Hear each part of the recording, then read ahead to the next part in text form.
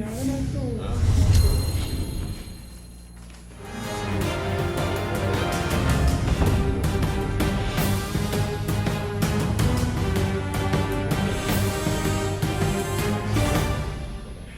Alô, amigos, bem-vindos ao Gente que Fala, sempre ao vivo pela rádio Trianon, AM 740 São Paulo, Rádio Universal, AM 810 Santos, AltV, www.altv.com.br, TV Guarulhos, canal 20 UHF, canal 3 da NET em Guarulhos, 11h30 da noite. Nosso blog gentequefala.com.br, nossa fanpage Facebook/programa Gente que Fala.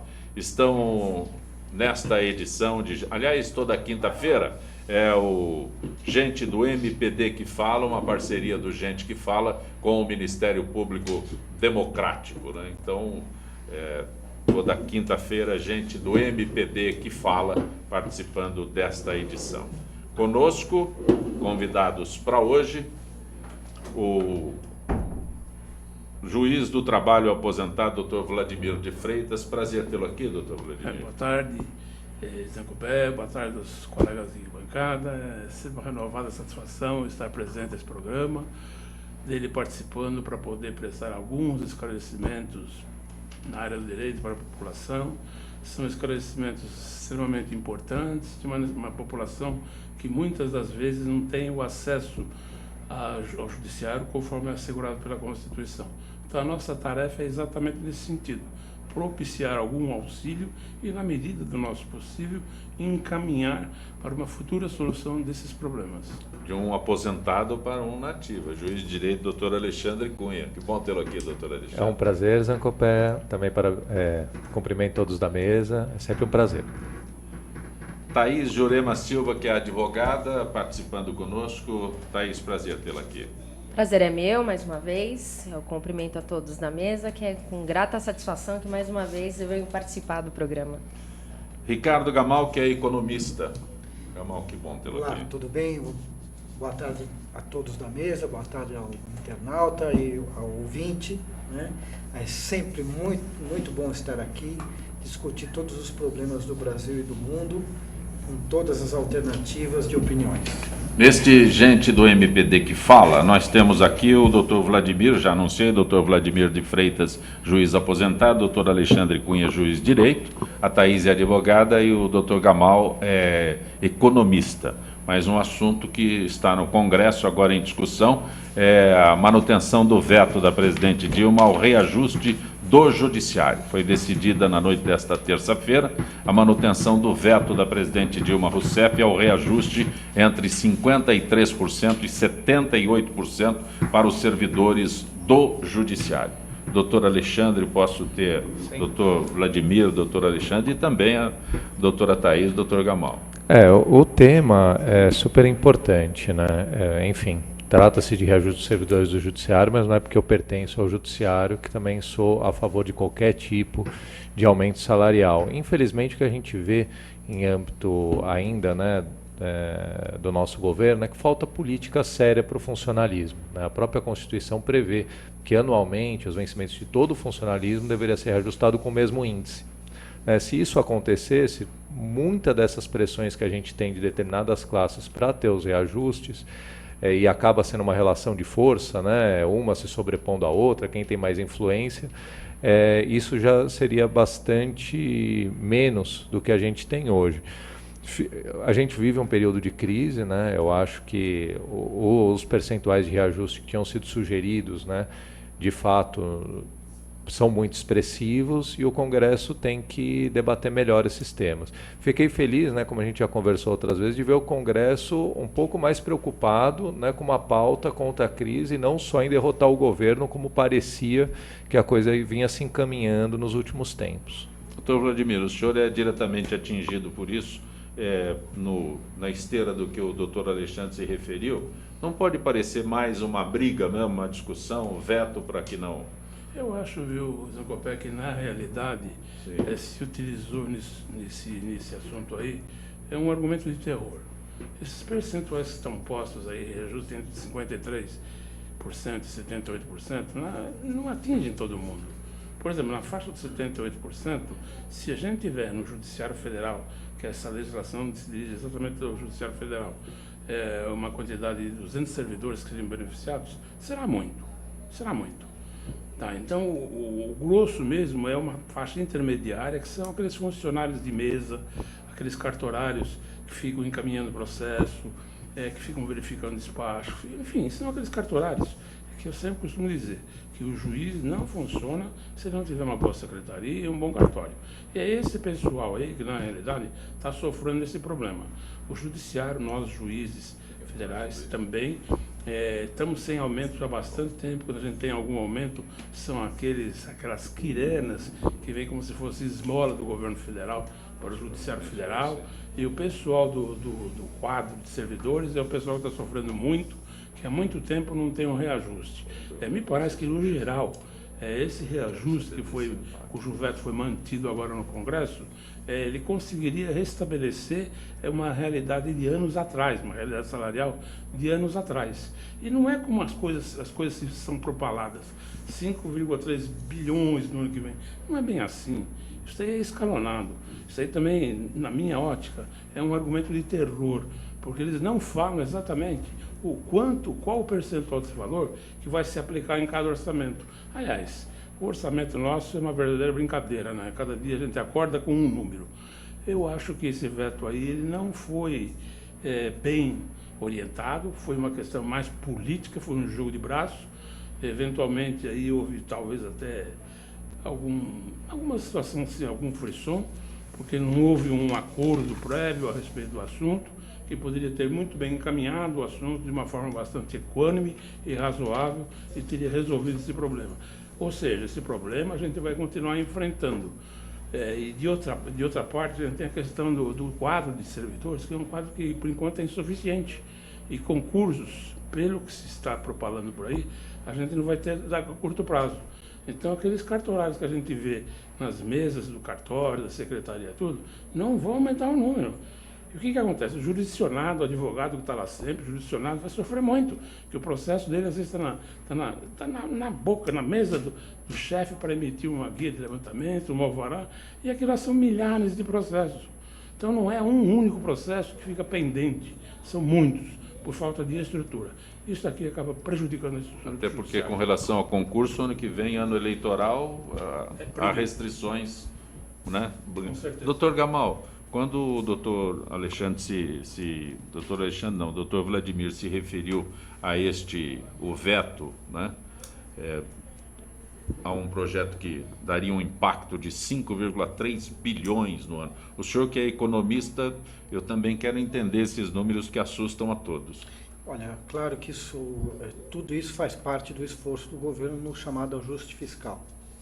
Ajuste fiscal que está sendo direcionado pelo setor financeiro, naturalmente, né? Um ajuste que propõe que o governo não gaste, inclusive para que haja uma economia para se pagar mais juros. Interessante é que...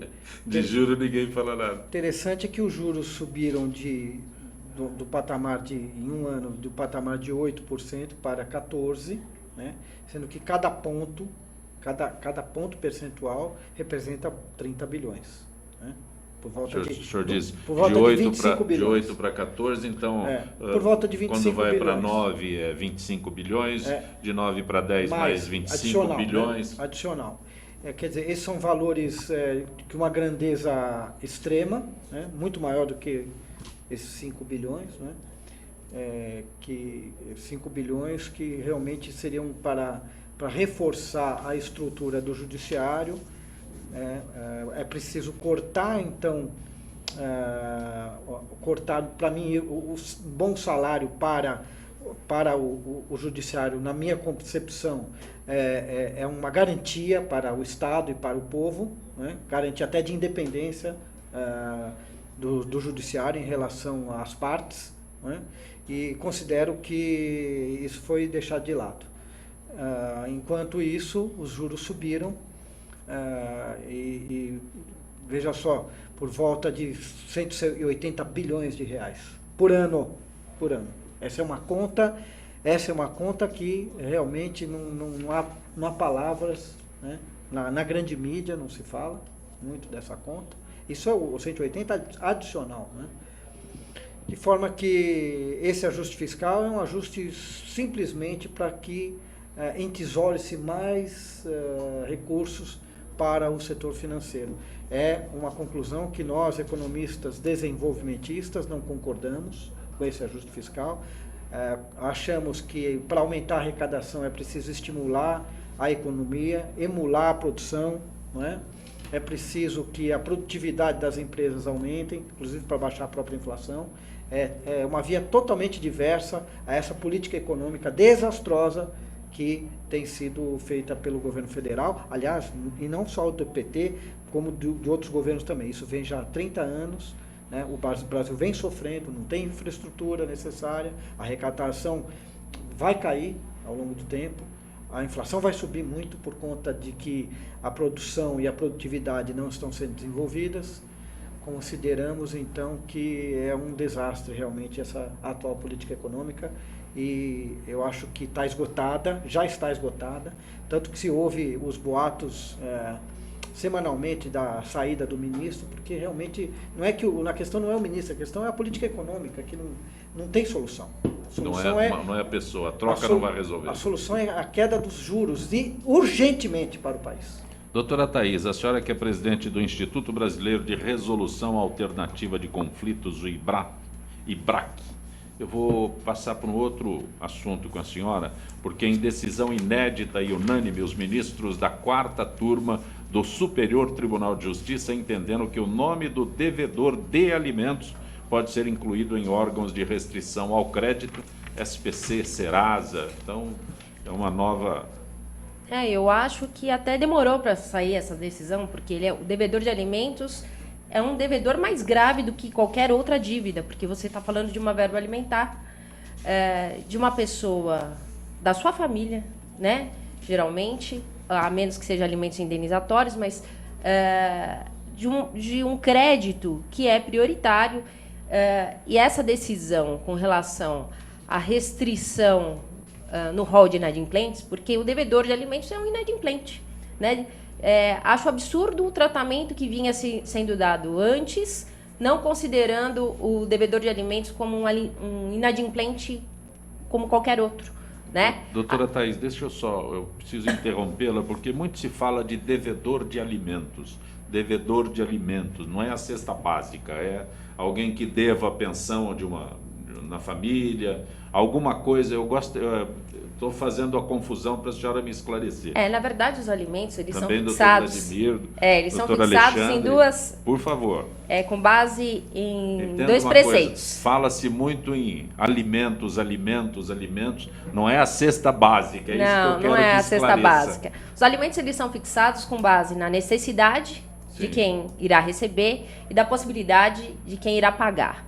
Isso compreende não só o alimento propriamente dito, como vestimenta, educação, não remédios, plano de saúde.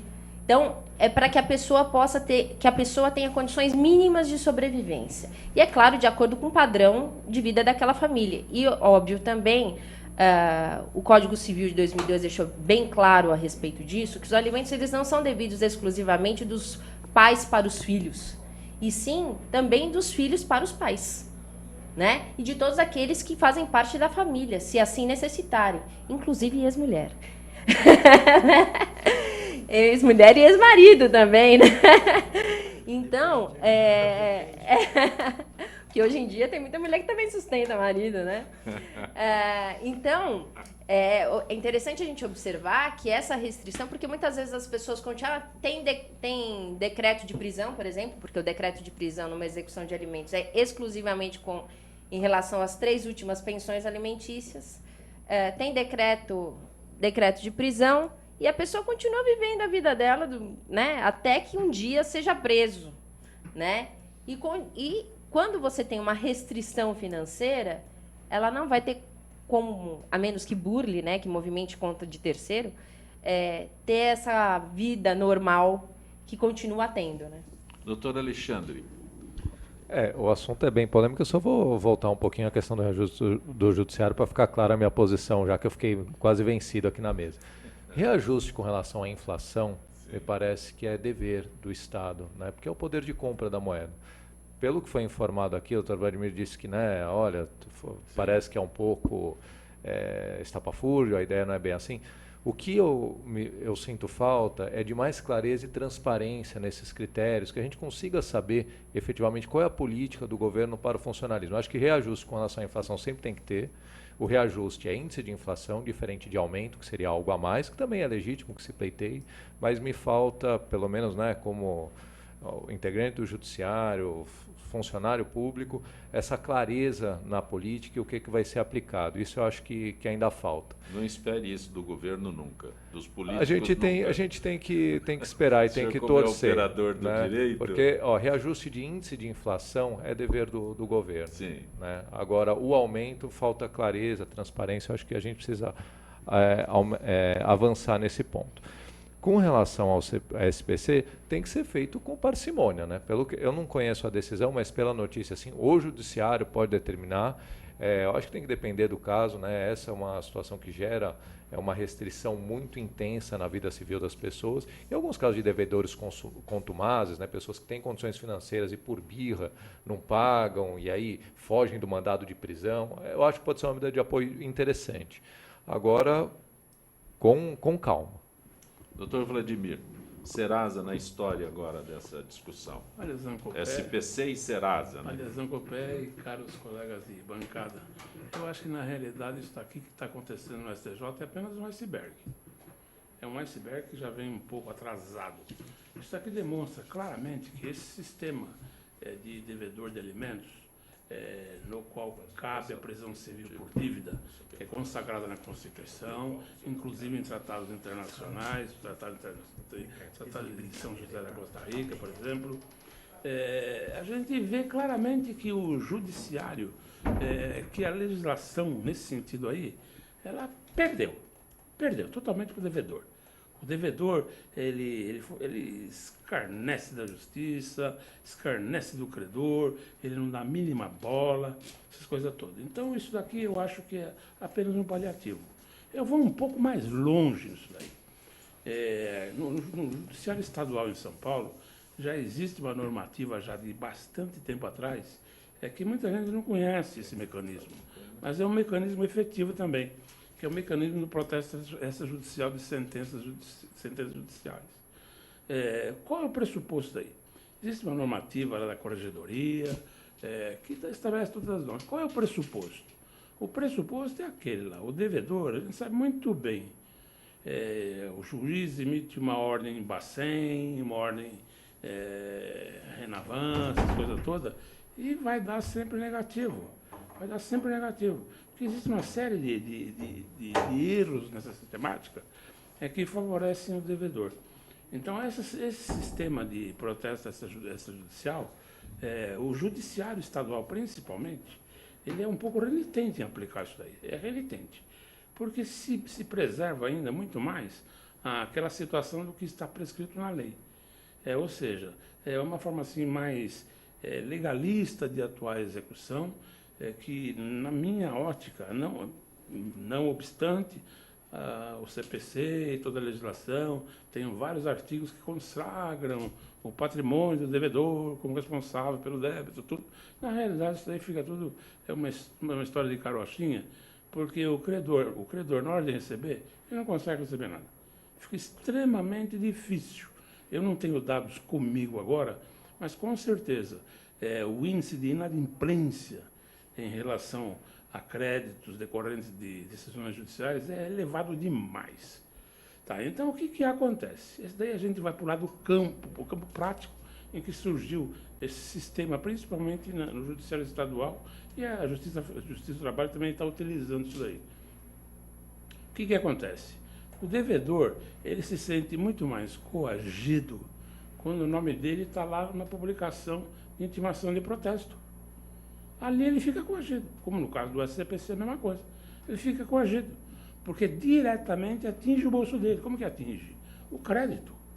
Hoje, quem é que consegue viver sem um cheque especial, sem um empréstimo bancário, sem comprar qualquer coisa a prazo, essas coisas todas? São pouquíssimos que conseguem viver assim. Então, nesse caso aí, Esse tipo de medida, eu acho que ele deve ser estudado, deve ser, vamos dizer, incentivada, a medida deve ser incentivada para que seja aplicada. E deve ser, ao mesmo tempo, objeto de estudos para aprofundar, para tornar isso aí mais eficaz. De um modo geral, posso estar cometendo, doutor Alexandre, me desculpa, que eu também tenho uma posição pessoal nisso daí. Eu sempre achei que o processo de execução é um processo que é extremamente complicado, viu? Se a gente for se deter bastante no processo de execução, em muitos dos casos a gente vai chegar à seguinte conclusão: o devedor não precisa de advogado. O juiz é obrigado a verificar a legalidade de determinados atos. O juiz acaba declarando a nulidade vamos dizer, de uma penhora, de qualquer coisa. O juiz que atua nesse sentido. Agora a gente vê a aberração que está no novo Código de Processo Civil, a questão do incidente de desconsideração de personalidade jurídica. Ora, levar aos extremos essa história de contraditório, levar aos extremos. Mas voltando para finalizar somente essa questão aqui, eu acho que isso daqui deve não só ficar no SCPC, que já é um bom começo, mas partir também para o protesto extrajudicial de sentença judicial. Doutora Thaís, algo a acrescentar? Pois não, doutor Gamal. Pois não. Depois da doutora Thaís, então, também pode doutora ser. Thaís. Na verdade, o que eu tenho a acrescentar é a questão, até talvez sobre uma outra ótica, a importância do aspecto financeiro e a desconsideração da família. Isso é uma coisa muito séria, né? Então, quer dizer, você precisa chegar numa medida de lesão ao patrimônio, tá certo? Para que, de alguma forma, a pessoa se conscientize da obrigação que ele tem para com seus familiares. Isso é muito triste. E é o que a gente vê, e infelizmente a gente tem um sistema judiciário, não estou aqui reclamando do juiz, porque senão apanharia, né, entre dois juízes, mas extremamente lento e que beneficia o devedor, né? Então, aquele que vai buscar o seu crédito, seja de alimentos, seja qual for, né, acaba encontrando no tempo o grande prejuízo, porque o devedor tem a possibilidade de esvaziar o seu patrimônio. Isso é muito sério, né? E eu acho também que, embora conste hoje, no artigo 17 do Código de Processo Civil, a litigância de má-fé, inclusive pelo abuso do direito de defesa, esse artigo é muito pouco aplicado. Doutor Gamal, senhor? Não, eu acho que o doutor Alexandre bateu numa tecla importante, que é a questão de saber se o devedor realmente tem as condições para pagar ou não. Se é a má-fé ou não. Isso é importante também. Esse é um ponto que eu considero importante, que o doutor Alexandre falou agora, né? Porque uma coisa é você protestar um indivíduo, colocá-lo no SPC, um indivíduo que tem condições de pagar e não está realmente pagando por birra ou por uma outra questão familiar, e a outra por uma questão realmente financeira. É preciso realmente discernir essa coisa, né? Da onde que o camarada vai tirar o dinheiro para pagar, às vezes a renda dele mas cai. Mas para isso ele tem a possibilidade de revisão de alimentos. Ficou desempregado, não é? Né? Ele tem quando Pode o devedor na execução de alimentos, ele tem 3 dias para se manifestar, ele tem o direito de defesa garantido constitucionalmente. Não é? Então, eu acho que para chegar nessa medida, porque já ultrapassou esse período da possibilidade de defesa, tá certo? Ou ele não fez a contento ou deixou de fazer. Mas, Thaís, exatamente. No caso a caso. Né? No caso a caso, o juiz tem que ver se quer, porque na execução a gente sempre tem isso, né? Obter a satisfação do crédito que está sendo executado da forma menos onerosa para o devedor. Então, acho que tem que tomar cuidado só para que essas medidas acabem, né, num caso que a pessoa efetivamente não tenha dinheiro. A pessoa já pode ir presa. Né? Isso já é uma coisa bastante grave. Né? Aí, bem, vai ter também o protesto. Acho que depende, tem que guardar isso para situações bem excepcionais e só fazendo coro ao que você disse. Efetivamente, a gente no judiciário hoje, acho que a pauta tem que ser celeridade, né, presteza na prestação jurisdicional, dentro de uma razoabilidade. A gente vai ter que diminuir o número de processos para que isso consiga ser feito a contento, e a aplicação de medidas como litigância de má-fé. E é sempre bom colocar isso aqui, eu acho que foi importante esse gancho. No nosso país, a gente não tem figuras como no direito americano do contempt of court. Né? Quer dizer, a pessoa pode fazer o que quiser, desobedece o juiz, né? E não cumpre a ordem. não é nada, é crime de menor potencial ofensivo, não acontece nada. A gente precisa resgatar a dignidade da jurisdição, que é uma garantia do cidadão. Porque na hora que os devedores, aí nos casos que a gente está discutindo no alimento, use e abusa da justiça do jeito que quer, foge, né, não é citado, a gente sabendo que a pessoa está usando desse tipo de expediente, faz isso e não acontece nada. Então acho que precisa resgatar isso, e aí os próprios advogados, as próprias partes falam, pois é, meu juiz não faz nada. Pois é, vocês estão tirando o poder. Doutor Vladimir, o senhor pediu uma outra... Só para concluir diante desse quadro todo, eu acho que a gente já tem um exemplo na prisão civil por dívida em relação ao alimento. É uma legislação, é uma norma que está inclusive com previsão constitucional, e que ela não deve ser interpretada restritivamente. Ou seja, aquele devedor de alimentos que não tem condições de pagar, ele não pode, o juiz não pode decretar a prisão civil dele por dívida. Não, o juiz não pode fazer isso.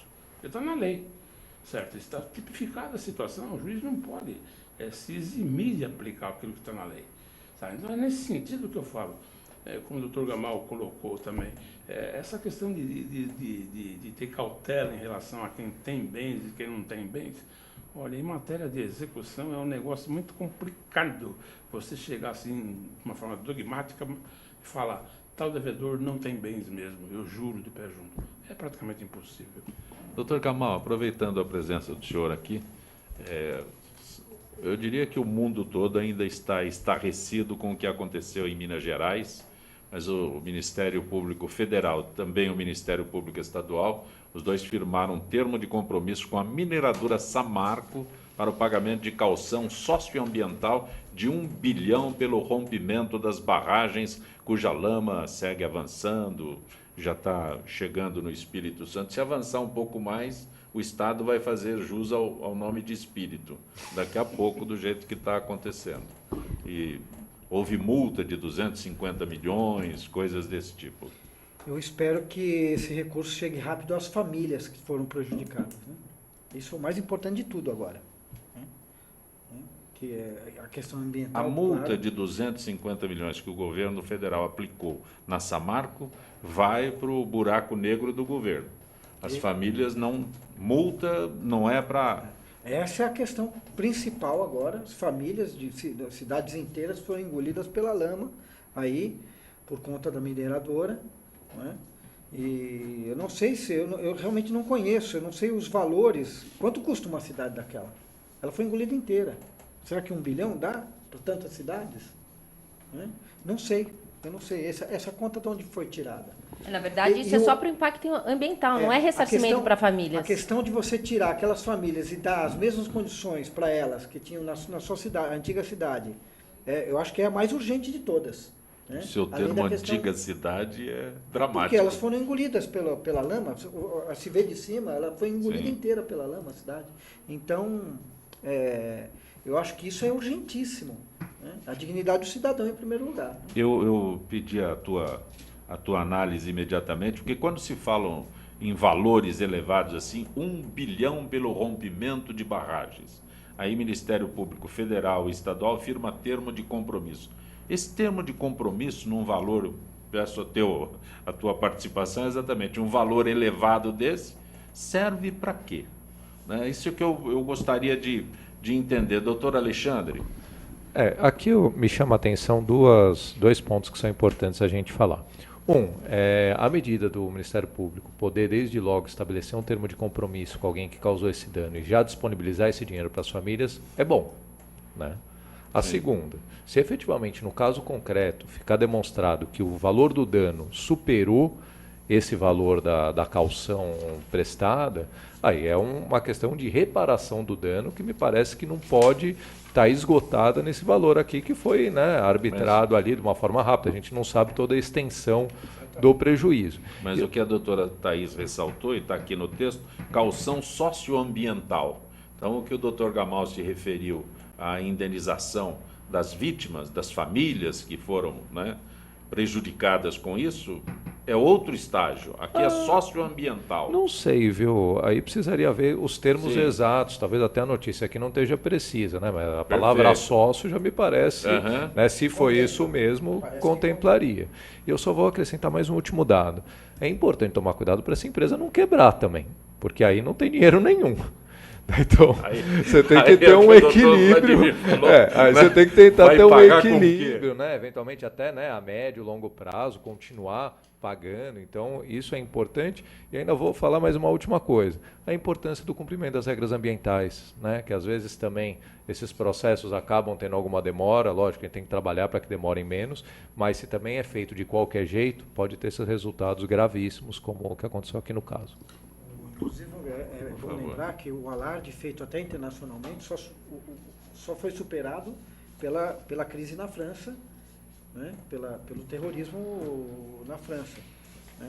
Foi gravíssimo o que aconteceu. Né? O Rio Bonito agora parece que a lama está quase alcançando o Oceano Atlântico, né? E pode até atingir Abrolhos, né? O atol de Abrolhos, que é um santuário ecológico. Né? Terrível realmente o que aconteceu.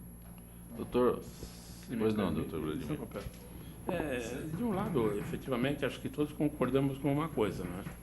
Que é um primeiro grande passo dado pelo Ministério Público Federal e os estaduais envolvidos no caso, com esse tema de compromisso. Mas pegando ainda o gancho que o doutor Alexandre colocou há tempos atrás, a gente fica com uma questão aqui de transparência.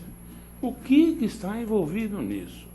Se a gente for consultar qualquer dicionarista, qualquer ambientalista, o que se entende por causa socioambiental, eu tenho certeza que 3 deles não vão convergir na mesma ideia.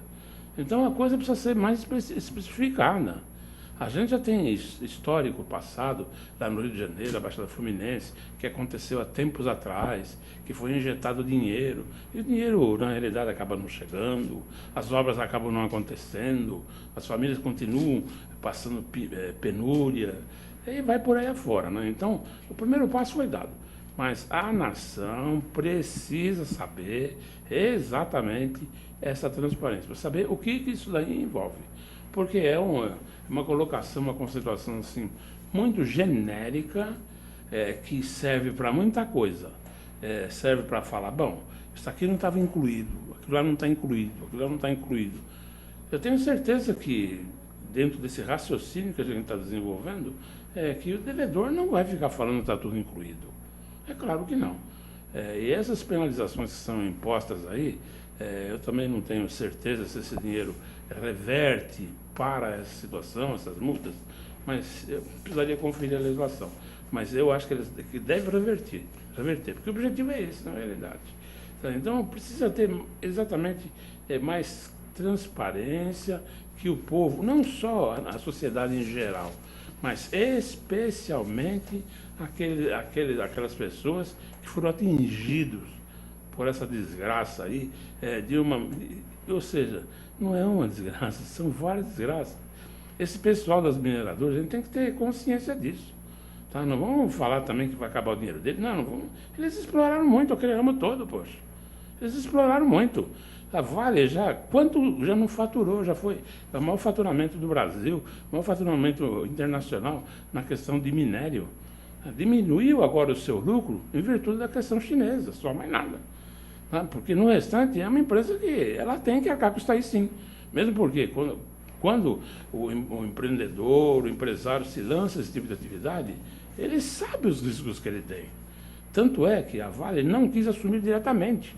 Constituíram em terceiras empresas para assumir isso. Ou seja, a parte boa fica com a Vale, a parte suja com os outros. Doutor Vladimir, nós estamos chegando no final do horário do nosso Gente que Fala. Eu agradeço a tua gentileza em ter participado conosco, ter superado aqui as dificuldades que nos foram impostas de última hora. Senhor Roberto, pode contar comigo, que é sempre um prazer e uma satisfação prestar algum esclarecimento para o público, que o objetivo nosso é exatamente esse daí, fazer com que o público tenha um pouco mais de conhecimento, pouco que a gente possa transmitir em relação aos assuntos do dia a dia.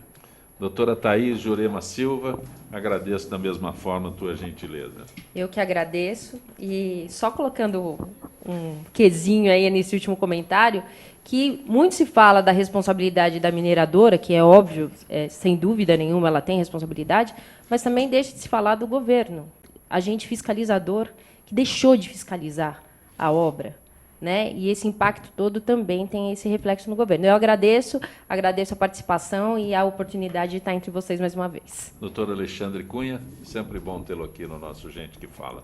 Eu que agradeço a oportunidade, Zancompe. Agora já está virando, né, quase que uma rotina. Para nós é muito bom. Sei, não, e para mim também, né, esse contato com o público, a gente poder esclarecer, né, essas questões, e às vezes esclarecer ou confundir mais, dando a nossa opinião, é muito bom. Agradeço e estou sempre à disposição. Doutor Gamal, o senhor que é economista, me ajuda. Quando eu vejo esses números aqui, eu falo, ainda bem que o doutor Gamal está aqui.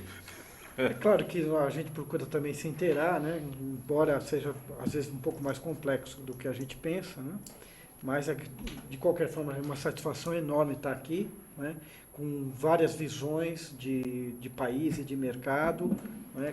que compõem a mesa, porque o importante é que quando todos pensam igual, ninguém está pensando, né? É uma frase do Goethe que eu gosto muito, né? É o contraditório importante para que as pessoas tenham uma conclusão e uma visão mais independente do Brasil e do mundo. Um registro antes do finalzinho desse nosso Gente que Fala, João Carvalho e Dona Cleide, no Tucuruvi. João Carvalho e a Dona Cleide acompanham sempre o nosso Gente que Fala, que tem a direção geral do jornalista Fausto Camunha, diretora de produção Zenilda Salvato, redação Raela Brandão, Pedro Esquiavão, na pauta José Carlos Sicarelli, produção cultural Ricardo Godoy, na rádio Trianon Benebenê, Cléo Rodrigues, Neildo Neres, Ricardo Valim, na direção da TV Guarulhos Fernando Mauro, na direção da UTV Alberto Luquete, na técnica James Eduardo, Marcelo Fontan, Sérgio Oliveira e Iago Matsumoto. Amanhã é feriado, mas nós estaremos aqui meio-dia. Gratos, até lá.